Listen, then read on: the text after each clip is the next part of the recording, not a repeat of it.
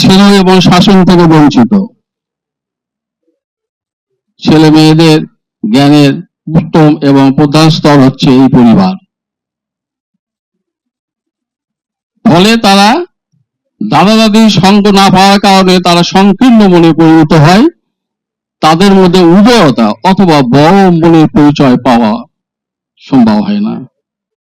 অপরদিকে দাদা দাদিরা একাকিত্ব এবং অসহায়ত্ব অবস্থায় বৃদ্ধিপাত করে। এখানে দুইটা ধাপ আমাদের লক্ষ্য করতে হবে, যেটা খুব মারাত্মক বলে আমি মনে করি।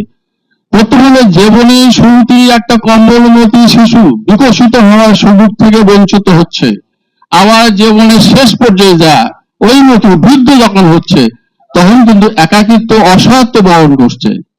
মাঝখানে মোটামুটি হয়তো এদিক সেদিকে একটু ভালো থাকা যায়। সুতরাং তাদেরকে নিয়ে আমাদের চিন্তা করতে হবে। অনেক প্রবীণ আছে যাদের অর্থ আছে, সবকিছু আছে, কিন্তু পরিবার নেই, একাকিত্ব অসহায়ত্ব, ঘুম হয় না, নিঃসঙ্গ।